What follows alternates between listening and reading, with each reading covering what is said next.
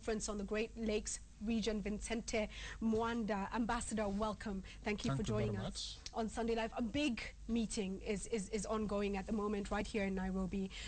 12 member states of the Great Lakes region are coming together to discuss youth issues. My understanding is that you have the leaders and policymakers meeting the youth and being given proposals and suggestions by the youth. The concern with many of our countries has been that there's a lot of talk and a lot of, a lot happens in policy, but it just doesn't get felt on the ground. How is this conference going to be any different, do you think? Well, we believe that the conference will be different because we expect head of state to agree on the policy framework that should govern the member states within the 12 members that are part of the ICGLR. And so the commitment from the leaders of government, from the presidents, is to follow through.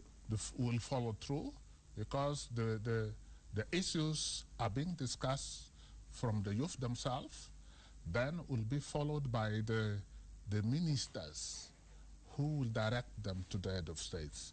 So we believe it's not just a meeting like any other meeting, but we believe that the head of states, they will agree on a framework which will be proposed by the youth themselves. Let me ask this, and I'm coming to questions and comments that have been sent in. Thank you so much from our viewers who care about this issue. Thank you. We're going to send all of them, by the way, through to the conference. But let me ask this particular question. A lot of insecurity in many of our nations. In some countries, it's hotspots, areas that are particularly affected by insecurity. And there's, people are cognizant of the fact that there is a connection between insecurity and lack of opportunity. Is this something that governments are taking seriously? Yes, it is.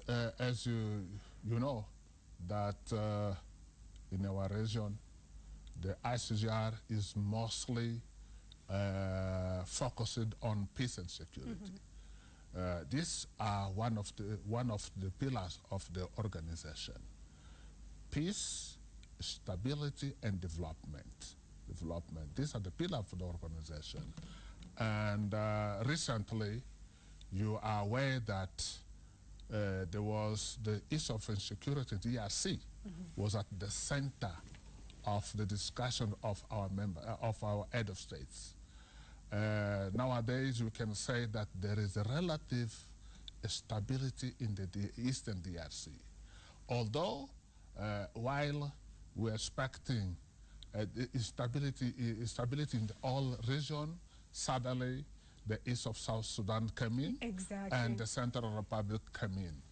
But as you know, there are many initiatives going on in order to find a solution in South Sudan and also in the Central African Republic. So, but let me say it that there is a direct linkage between stability, peace, and employment of opportunity for the young people. And let's come straight to their questions. Someone here at Oscar Kimani on Twitter says, only 1 out of 6 graduates, these are graduates, so this is the cream of the crop, and this is a small percentage who get to university, can get a job. I feel sorry for university students who start panicking at the last minute. He also says 70% of public university graduates I've interviewed leave me very sad. Many are clueless and unprepared. Somebody else, or Tenyo F, says relevant education is the only weapon that can help the youth to grow. The problem I think that we have is a disconnect between our education systems, and this is in Kenya but also replicated in many other countries. Our education systems and the workplace. Do our governments realize there's a disconnect, and are you at all engaging with education ministries to try and prepare youth for the job market? There is this direction. We are moving the process in that direction to make linkage between employment opportunity and education. I believe that one of the outcomes will come from the meeting. The youth themselves, they have started expressing the need of reformulating the curriculum of education, the need of establishing a linkage between different education institutions from different member states. Are we moving too slow on this, by the way? If there's a recognition from even the public that this is a key area, why is the government so slow in reacting? I don't think that the government's reacting slowly. The problem that it is in a certain magnitude that people not see easily the progress. But of course, we recognize that there are problems, and the government recognize the existence of the problem, and we are happy that the youth themselves, they are coming to identify all problems that affect the youth, and to put to the head of states to check, to decide what is the policy to be followed in our member states. So you're saying it's great to see the youth coming up and pointing these things out. We are very, very happy that the youth themselves are coming to point out what is the problem and what should be the solution. An interesting one here.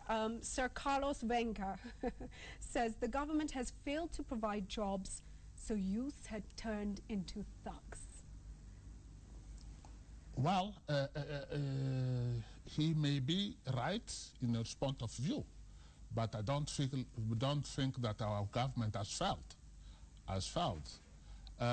Let us, when one have this kind of perception, it may be in the process of comparing different countries. Africa is a continent that is progressing. We are fighting. We still have a lot of lot of challenges. Lots of opportunities as well. As well.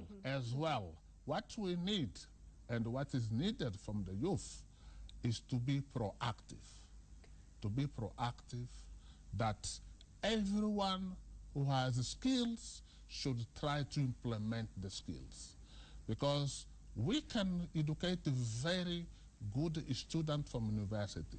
If people are not proactive, if people have no initiative, if people cannot embrace entrepreneurship, we will always blame the government for not succeeding to solve the problem for everybody. Can I tell you that someone agrees with you? At Mahenia Sam on Twitter says, it's not possible to employ everyone, he says. Kenyans must also aim to be job creators. So this is something that needs to be applied perhaps across the board. Somebody else asks, and this is perhaps an important question, for a generation that might have felt abandoned and is not quite youth anymore, somebody says, who will help men, and I'm going to add women, at 40 who are educated, energetic, and unemployed? Can't the youth include up to 45-year-olds, he suggests? Well, I don't believe that the problem of the age of the period of being youth or not being a youth. The problem is identifying the issues. The issue has been identified.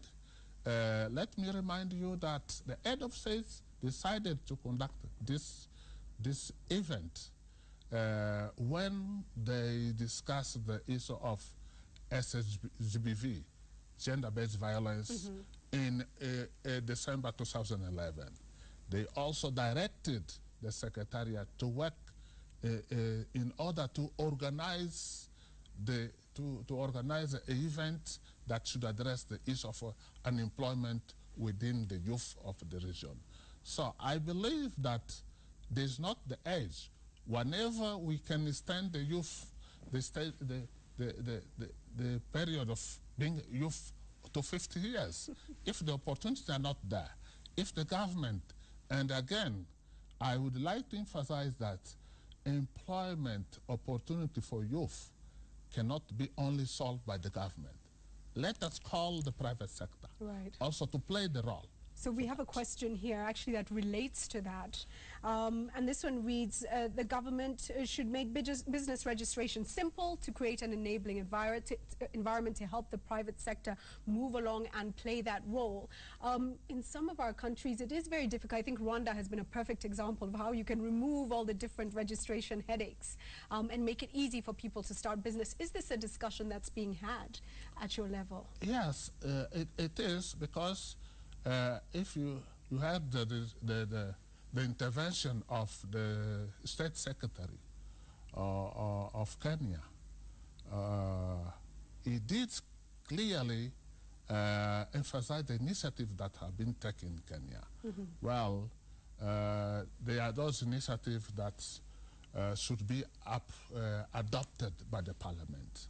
But I believe that what she said yesterday clearly will provide a youth opportunity in the area of or get opportunity in financing, in the area of database, data information, where there is opportunity, so that the youth can themselves, even there is a proposal that when government, parliament are discussing budget, should direct a percentage to work and create opportunity for the youth. In those discussions in budget. Thank you for sharing your views. And before we close, I'd just like to get your comments. Certainly a lot is happening in Kenya. And the question that many people who are watching, and especially the youth, is when am I going to feel it? I need to be able to feel it where I am. I need to see the ease of business registration. I need to see access to markets and to tenders and to all these other things. What commitment can you make? These are costly conferences. They're big conferences. Policymakers are coming together to learn and share, and in this one to hear from the youth. What commitment can you make to our audience and what expectations they can have?